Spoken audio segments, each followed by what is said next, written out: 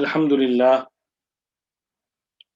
الحمد للہ وکفا والصلاة والسلام علی سید الانبیاء وعلی آلہ واصحابہ الاتقیاء اما بعد فاعوذ باللہ من الشیطان الرجیم بسم اللہ الرحمن الرحیم وَإِذْ قُلْتُمْ يَا مُوسَى لَن نَّصْبِرَ عَلَىٰ طَعَامٍ وَاحِدٍ فَادْعُ لَنَا رَبَّكَ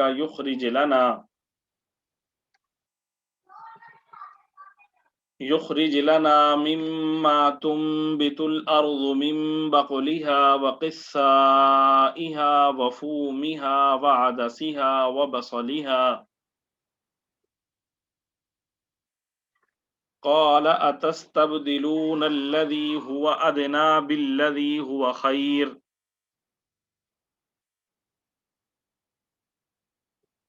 اهبطوا مصرا فإن لكم ما سألتم وضربت عليهم الذلة والمسكنة وباءوا بغضب من الله ذلك بأنهم كانوا يكفرون بآيات الله ويقتلون النبيين بغير الحق ذلك بما عصوا وكانوا يعتدون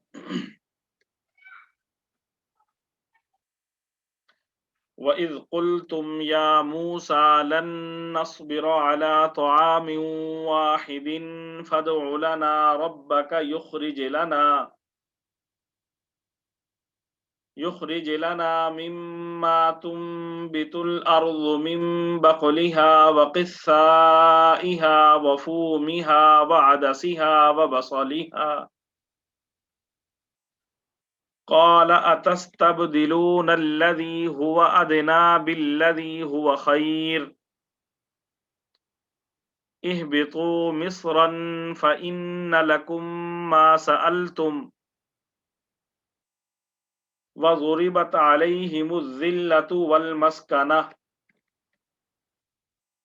وباءوا بغضب من الله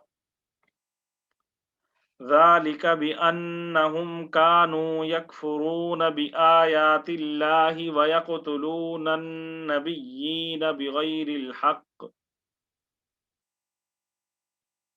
ذلك بما عصوا وكانوا يعتدون صدق اللہ العظیم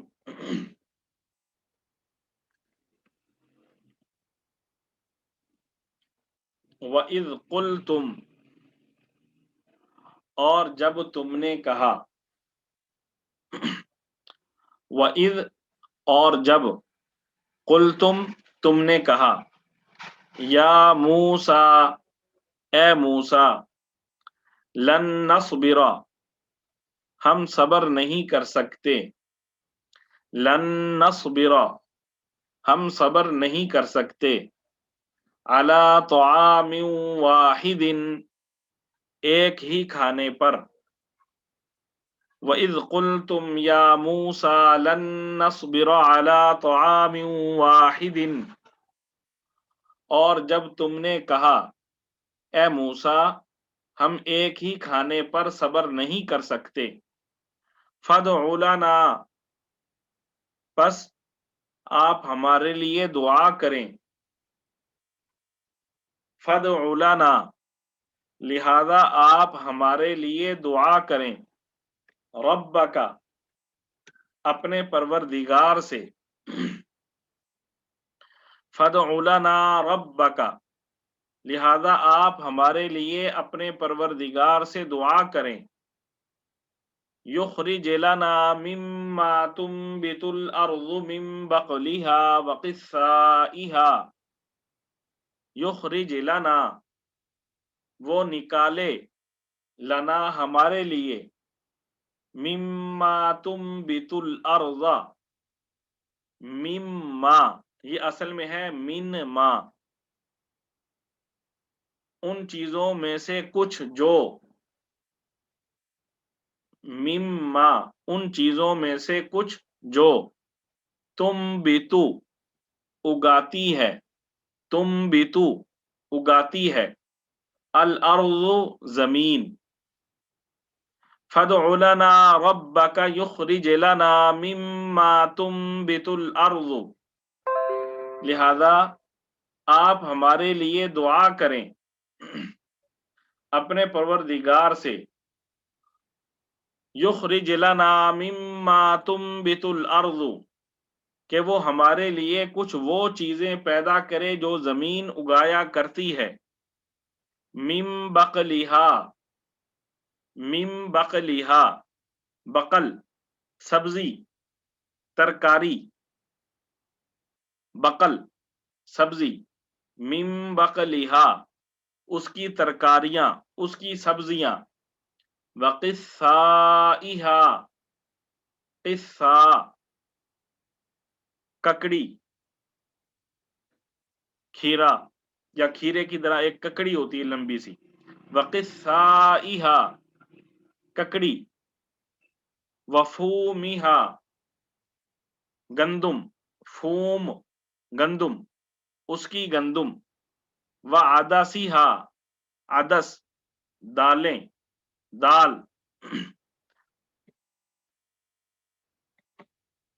وبصلہا بصل پیاز،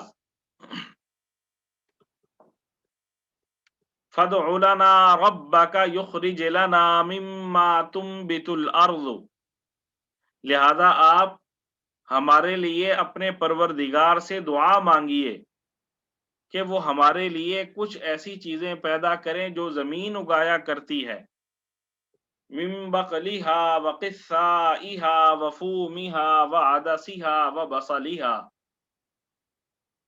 یعنی زمین کی ترکاریاں، زمین کی سبزیاں، وقثائہا اس کی ککڑیاں، وفومہا اس کی گندم، وعدسہا اس کی دالیں، وبصلہا اور اس کی پیاز۔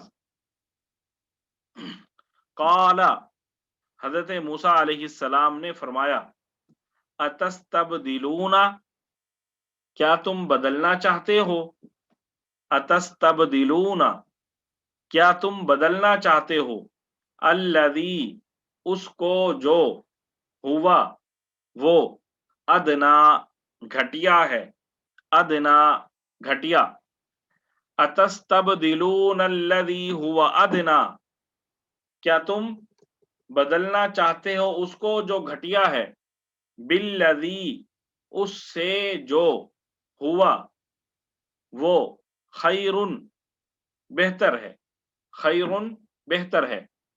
قال اتستبدلون الذی هو ادنا بالذی هو خیر، حضرت موسیٰ علیہ السلام نے کہا کیا تم بدلنا چاہتے ہو اس غذا کو جو گھٹیا ہے اس غذا سے جو بہتر تھی، کیا تم اچھی غذا کے بدلے گھٹیا غذا چاہتے ہو،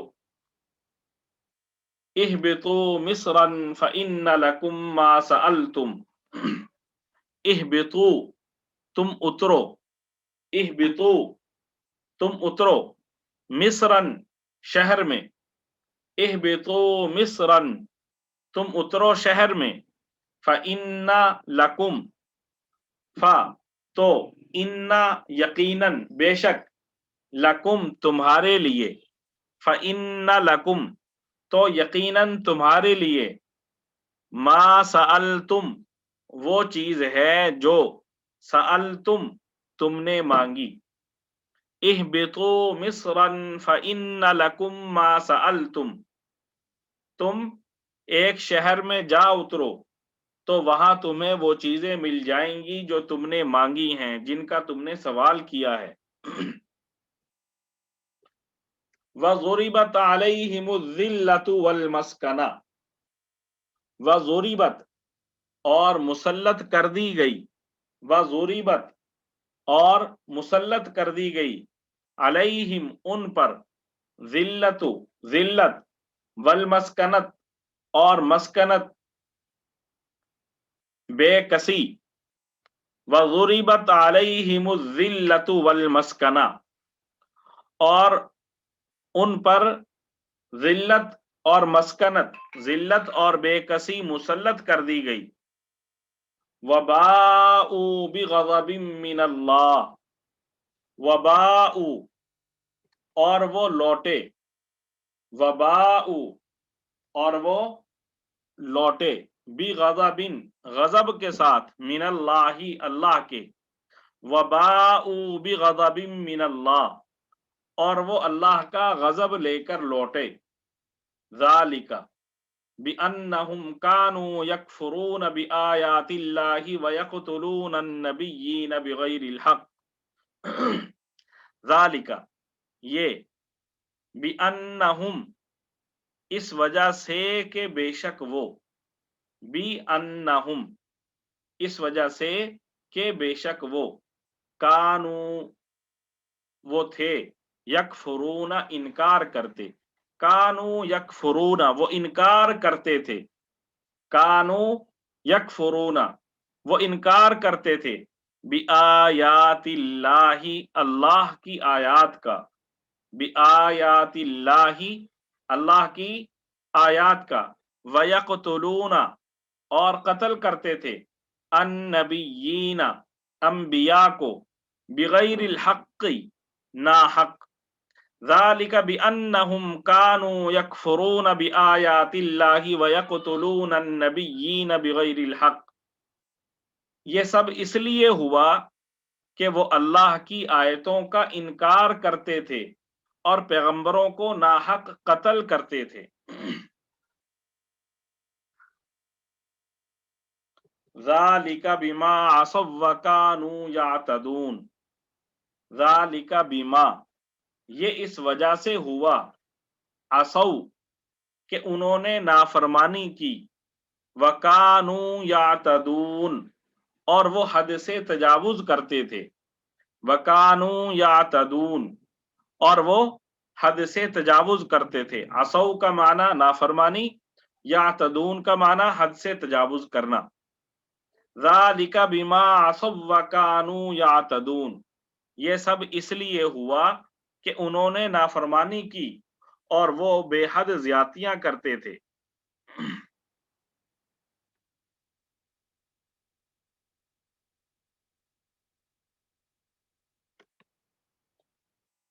وَإِذْ قُلْتُمْ يَا مُوسَى لَن نَّصْبِرَ عَلَىٰ طَعَامٍ وَاحِدٍ فَادْعُ لَنَا رَبَّكَ يُخْرِجْ لَنَا، اور وہ وقت بھی یاد کرو جب تم نے کہا تھا کہ اے موسیٰ ہم ایک ہی کھانے پر صبر نہیں کر سکتے، لہذا اپنے پروردگار سے مانگیے کہ وہ ہمارے لیے کچھ وہ چیزیں پیدا کرے جو زمین اگایا کرتی ہے. یخرج لنا مما تنبت الارض من بقلها وقثائها وفومها وعدسها وبصلها، وہ ہمارے لیے کچھ وہ چیزیں پیدا کرے جو زمین اگایا کرتی ہے، یعنی زمین کی سبزیاں، اس کی ککڑیاں، اس کی گندم، اس کی دالیں اور اس کی پیاز. قال اتستبدلون الذی هو ادنی بالذی هو خیر، موسیٰ علیہ السلام نے کہا جو غذا بہتر تھی کیا تم اس کو ایسی چیزوں سے بدلنا چاہتے ہو جو گھٹیا درجے کی ہیں. اہبطوا مصرا فإن لکم ما سألتم، خیر ایک شہر میں جا اترو تو وہاں تمہیں وہ چیزیں مل جائیں گی جو تم نے مانگی ہیں. وَضُرِبَتْ عَلَيْهِمُ الذِّلَّةُ وَالْمَسْكَنَةُ اور ان یہودیوں پر لگا دیا گیا ذلت اور بے کسی کا ٹھپا. وَبَاءُوا بِغَضَبٍ مِّنَ اللَّهِ اور وہ اللہ تعالی کا غضب لے کر لوٹے. ذَلِكَ بِأَنَّهُمْ كَانُوا يَكْفُرُونَ بِآيَاتِ اللَّهِ وَيَقْتُلُونَ النَّبِيِّينَ بِغَيْرِ الْحَقِّ یہ سب اس لیے ہوا کہ وہ اللہ کی آیتوں کا انکار کرتے تھے اور پیغمبروں کو ناحق قتل کرتے تھے. ज़ालिका बिमा असव व कानू यातदून, ये सब इसलिए हुआ कि उन्होंने नाफरमानी की और वो बेहद ज्यादतियां क्या करते थे।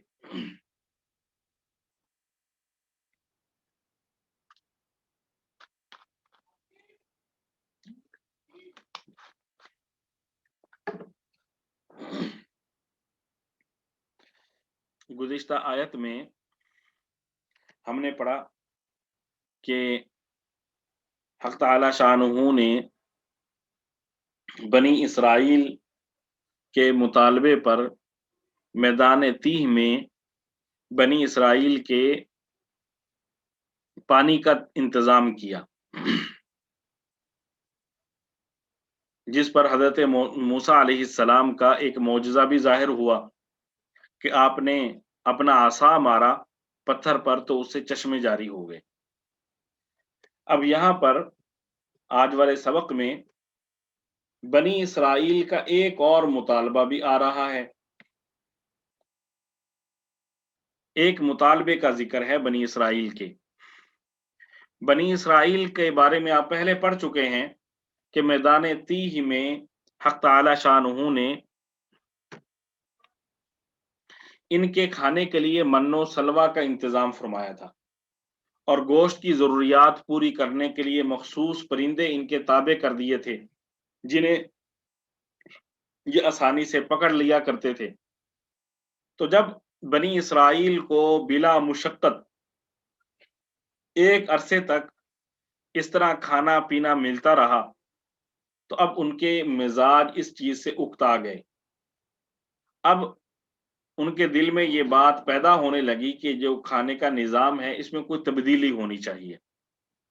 तो उसी तब्दीली के इरादे से उन्होंने नया मुतालबा हज़रत मूसा अलैहिस्सलाम के सामने रखा कि लन नस्बिरा अला तआमिन वाहिदिन, कि हम एक ही खाने पर सब्र नहीं कर सकते। फदउ लना रब्बका, लिहाजा आप हमारे लिए अपने परवरदिगार से दुआ कीजिए। युखरिज लना मिम्मा तुम्बितुल अर्द, कि वो हमारे लिए कुछ ऐसी चीजों का इंतजाम करे जिन्हें जमीन उगाया करती है, जैसे सब्जियां, ककड़ियां, गंदुम, दालें और प्याज वगैरह। यहाँ कुरान पाक में हक़ तआला शानहू ने मिम बकलिहा, बकल का लफ्ज इस्तेमाल किया है। तो बकल का जो लफ्ज है यह हर किस्म की सब्जियों के लिए, तरकारियों के लिए बोला जाता है। साग, मूली, गाजर, आलू, हर चीज के को बकल कहा जाता है। क्यों? बकल का माना है सब्जी, और इसी तरह जो सब्जी बेचने वाला होता है उसको अरबी में कहा जाता है बक्काला।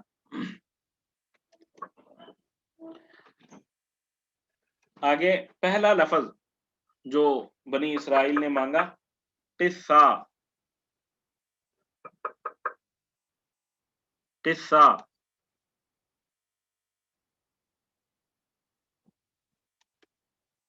किस्सा का माना है ककड़ियां। किस्सा का माना है ककड़ियां। किस्सा अरबी जुबान में खीरों को भी कहा जाता है, और तर या ककड़ी जो लंबी होती है उसे भी किस्सा कहा जाता है, और दोनों की तासीर ठंडी होती है। हदीस पाक में आता है कि किसी ने हुजूर सल्लल्लाहु अलैहि वसल्लम की खिदमत में तर लाकर या ककड़ी लाकर पेश की, तो आप सल्लल्लाहु अलैहि वसल्लम ने फरमाया खजूरें लेकर आओ। तो खजूरें लाई गई। फिर हुजूर सल्लल्लाहु अलैहि वसल्लम ने दोनों को मिलाकर इस्तेमाल किया, तर को और खजूर को मिला के इस्तेमाल किया, ताकि एतदाल पैदा हो जाए। क्यों? तर ठंडी होती है और खजूर का जो मिजाज है वो गर्म है, तो दोनों में हक हुजूर सल्लल्लाहु अलैहि वसल्लम ने एतदाल पैदा किया। हमें भी आजकल जो अपना खाना है उसमें एतदाल पैदा करने की जरूरत है। फोम फोम का लफ्ज यहां पे इस्तेमाल हुआ है। तो फोम अरबी जुबान में गंदुम के लिए भी इस्तेमाल होता है, और फोम का ایک لفظی معنی تھوم یعنی لہسن بھی آتا ہے. فوم کا معنی جیسے گندم ہے ایسے ہی اس کا معنی تھوم بھی آتا ہے، لہسن. تو انہوں نے یہاں پر حضرت موسیٰ علیہ السلام سے کہا کہ آپ ہمارے لیے لہسن کا انتظام کیجئے یا گندم کا انتظام کیجئے. لہسن جو ہے یہ ایسی چیز ہے جس میں ہلکی سی بدبو ہوتی ہے، تو اس کی وجہ سے حضور صلی اللہ علیہ وآلہ وسلم نے اس کو ایسے موقع پر استعمال کرنے سے منع کیا جس موقع پر آپ مسجد میں جا رہے ہوں یا عبادت کرنا چاہتے ہیں، تو اس موقع پر کچا لہسن کہ جس کی بدبو باقی ہوتی ہے، پکا نہیں ہوتا، جب وہ پک جاتا ہے آپ سبزی میں کھانے میں پکا لیں گے تو پھر اس کی بدبو کا احساس نہیں ہوتا، ختم ہو جاتی ہے.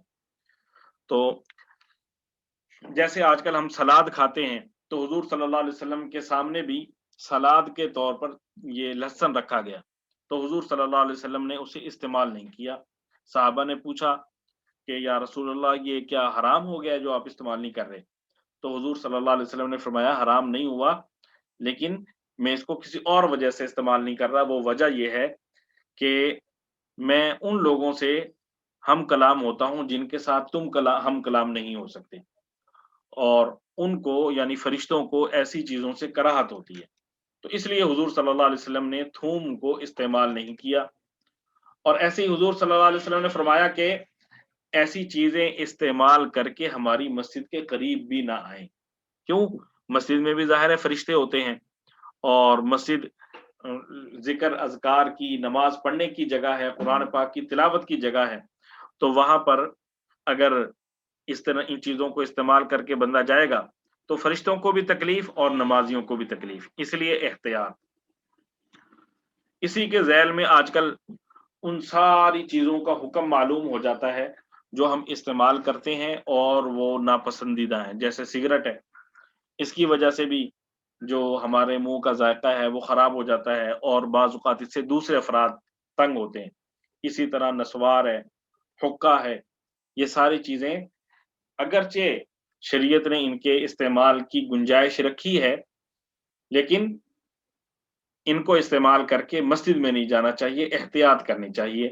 آپ 1 گھنٹہ پہلے انہیں استعمال کر لیں، یا استعمال کی ہیں تو اچھی طرح برش کر کے مسواک کر کے آپ مسجد میں جائیں تاکہ ان کی بدبو ختم ہو جائے. ایک خواب یہاں پہ میں سناتا ہوں، وہ بھی ہمیں فائدہ دے گا انشاءاللہ. حضرت شاہ عبد العزیز محدث دہلوی رحمۃ اللہ علیہ بڑے بزرگ گزرے، اور حضرت شاہ ولی اللہ محدث دہلوی رحمۃ اللہ علیہ کے یہ بیٹے تھے. اللہ تعالیٰ نے جیسے حضرت شاہ ولی اللہ رحمۃ اللہ علیہ کو نوازا تھا، اسی طرح حضرت شاہ عبد العزیز محدث دہلوی رحمۃ اللہ علیہ کو ظاہری، باطنی، علمی ہر قسم کے کمالات سے آپ کو نوازا تھا. تو آپ کے زمانے میں ایک نیک آدمی تھا، اس کو گیس کی بیماری لگ گئی، پیٹ میں گیس پیدا ہونے کی. کسی حکیم کے پاس گیا، اس نے کہا تم حقہ استعمال کرو تو اس سے یہ بیماری صحیح ہو جائے گی. اس نے حقہ بھی استعمال کرنا شروع کر دیا. اب وہ بہرحال نیک تو تھا، تو ایک دن اس نے خواب میں دیکھا حضور صلی اللہ علیہ وآلہ وسلم کی زیارت ہوئی. اب اس نے دیکھا کہ حضور صلی اللہ علیہ وآلہ وسلم اس کی پیٹھ کے پیچھے تشریف فرما ہے. اس کو احساس ہوا، پریشان ہوا، اس نے حضور صلی اللہ علیہ وسلم کی طرف رخ کیا. پھر حضور صلی اللہ علیہ وسلم اس کے پیٹھ کے پیچھے چلے گئے اور اس کے سامنے حضور صلی اللہ علیہ وسلم نہیں ہوئے. یہ بہت پریشان ہوا، آخر نیک تھا. تو حضرت شاہ صاحب شاہ عبد العزیز محدث دہلوی رحمۃ اللہ علیہ کی خدمت میں آیا اپنے خواب کی تعبیر پوچھنے کے لیے. آپ خواب کی تعبیر بتانے کے ماہر تھے، تو شاہ صاحب نے اس کا خواب سنتے ہی اس سے کہا تم حقہ تو نہیں پیتے؟ کہنے لگا جی ہاں حقہ تو پیتا ہوں. تو شاہ جی نے فرمایا کہ حضور صلی اللہ علیہ وآلہ وسلم کو حقہ سے نفرت ہے، اس لیے حضور صلی اللہ علیہ وسلم تمہارے سامنے نہیں بیٹھے. تو حضور صلی اللہ علیہ وآلہ وسلم نے اس طرح اس کو تنبیہ کی کہ اس سے احتیاط کرو، اس سے بچو. تو ایسی چیزیں جو ہوتی ہیں بعض اوقات شریعت میں ان کی گنجائش بھی ہوتی ہے، تو ہمیں ایسی چیزوں سے بچنا چاہیے. جیسے یہ ظاہری چیزیں ہیں، ایسے ہی ہمارے عمل میں بہت ساری چیزیں ایسی ہوتی ہیں کہ جن کی شریعت بعض اوقات گنجائش دے رہی ہوتی ہے، لیکن ایک دیندار آدمی، ایک مسلمان آدمی کے شان کے لائق نہیں وہ اعمال کرنا۔ تو ہمیں ظاہری اور باطنی اعمال اور ہر قسم کی چیزوں سے، کلام سے احتیاط کرنی ہے، جو ناپسندیدہ چیزیں ہیں ان سے ہم نے بچنا ہے۔ تو بہرحال وسومہا و عدسہا، عدس، عدس کا لغوی معنی ہے مسور، مسور کی دال کے لیے عدس کا لفظ بولا جاتا ہے، لیکن ہر قسم کی دال کو عربی میں عدس کہہ دیتے ہیں۔ چنے کی دال ہے یا اور جو دالیں، سب کو عدس کا کہہ دیا جاتا ہے، چنے کی دال ہو، مونگ کی، ماش کی، سب کو عدس کہہ دیا جاتا ہے۔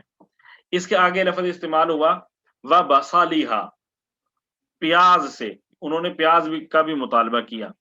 تو پیاز بھی ایسی چیز ہے جن کا بھی تذکرہ ہوا کہ انہیں کھا کر مسجد میں نہیں جانا چاہیے۔ کچی پیاز جب آپ کھائیں گے تو اس کی وجہ سے منہ کا ذائقہ تبدیل ہو جاتا ہے، اسی طرح منہ کی جو مہک ہے وہ بھی تبدیل ہو جاتی ہے۔ تو اس لیے تازہ تازہ پیاز کھا کر مسجد میں نہیں جانا چاہیے، بلکہ منہ کی صفائی کر کے یا کچھ دیر پہلے کھائیں اور گھنٹے کے بعد، آدھے گھنٹے کے بعد پھر مسجد جائیں۔ تو یہ ان لوگوں نے مطالبہ کیا کہ ہمیں تو یہ چیزیں چاہیے، ہم مصر میں رہے ہیں، وہاں پہ ہمیں یہ چیز ملتی تھی، یہ چیز ملتی تھی، اور آپ نے اب یہاں پر ہمیں ان چیزوں پہ لگا دیا ہے۔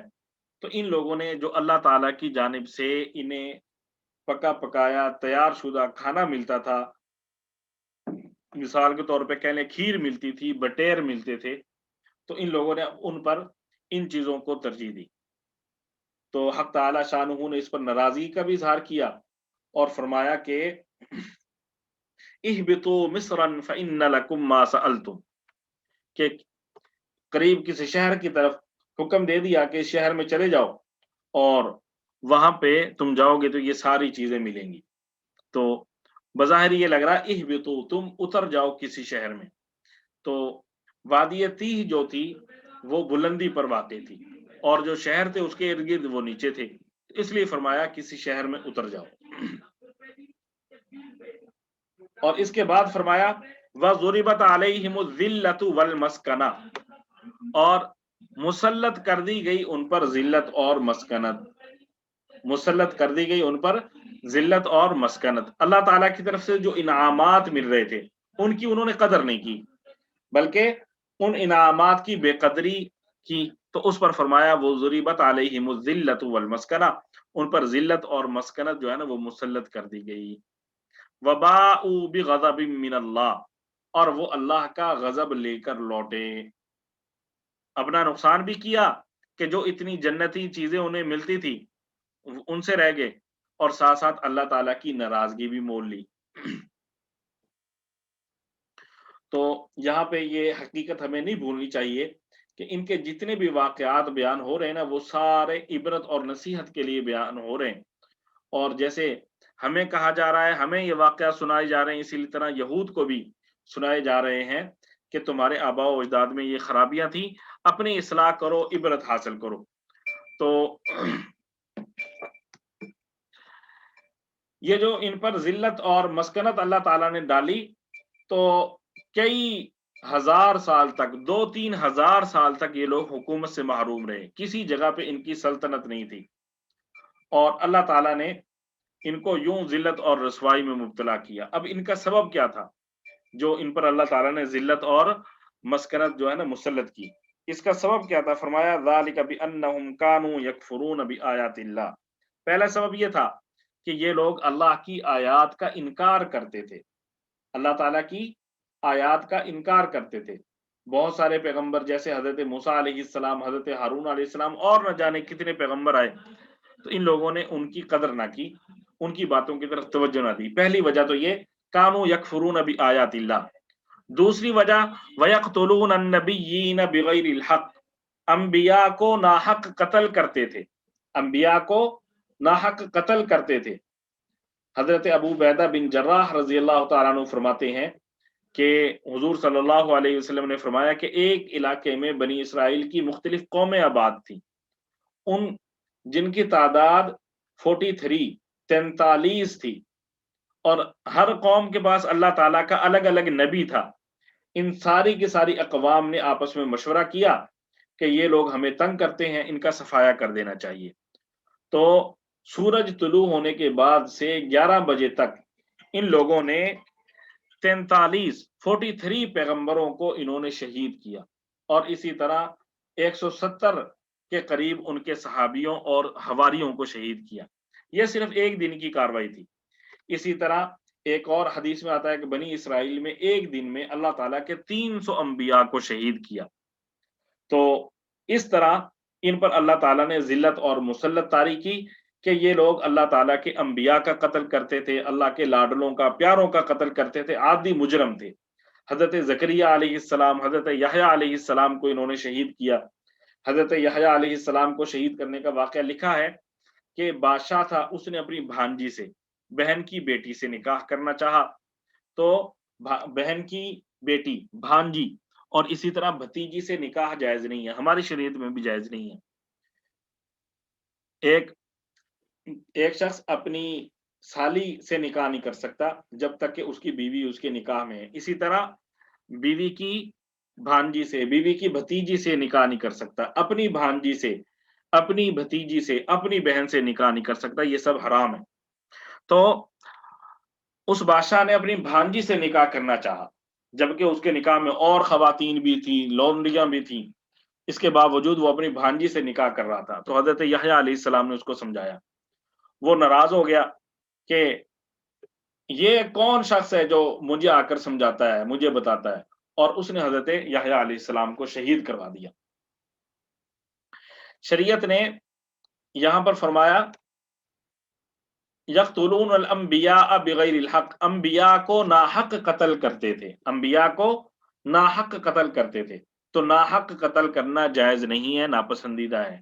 ہاں، حق کے ساتھ آپ قتل کر سکتے کسی کو. تو حق کے ساتھ قتل کرنے کی 3 صورتیں ہیں. کوئی مرد دین سے پھر جائے، مرتد ہو جائے، تو شریعت نے اس کو 3 دن کی مہلت دی ہے کہ اپنی غلط اعتقاد سے توبہ کر لے. اگر وہ توبہ نہیں کرتا تو اس کو حکومت جو ہے نا وہ قتل کر دے گی. دوسری صورت، شادی شدہ مرد یا شادی شدہ عورت زنا کرے تو اس کو رجم کیا جاتا ہے شریعت اسلامیہ میں.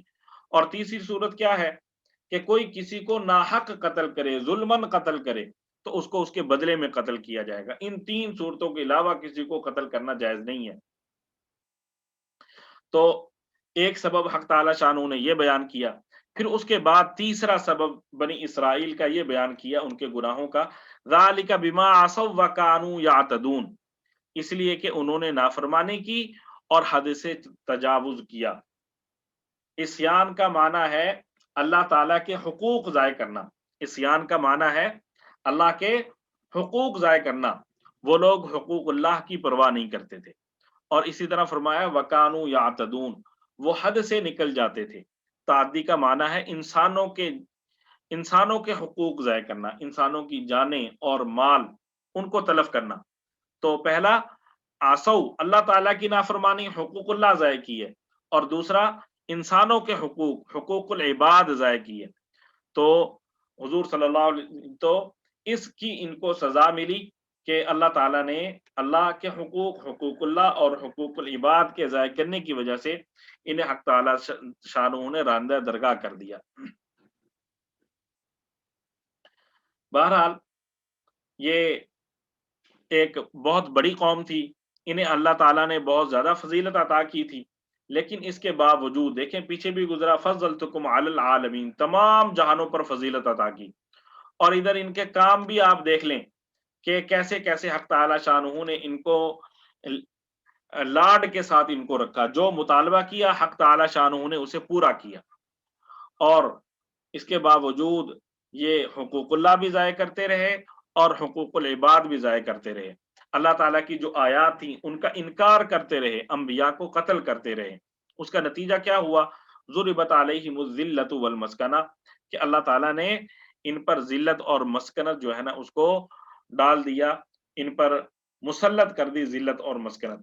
بہرحال یہ جہاں پہ بنی اسرائیل کا تذکرہ ہے، وہاں پہ آج یہ میرے لیے اور آپ کے لیے بھی تذکرہ ہے اور سبق ہے کہ ہم اللہ تعالیٰ کے جو احکام ہیں ان سے روگردانی نہ کریں، اللہ تعالیٰ کے احکام پر عمل کریں، اور اس کے ساتھ ساتھ جو جیسے ان لوگوں نے انبیاء کی نافرمانی کی، ہم اللہ کے انبیاء کی، اللہ کے پیاروں کی نافرمانی سے بچیں، اور جو اللہ والے ہیں ان کے ساتھ اپنا تعلق مضبوط بنائیں اور ان کی قدر کریں۔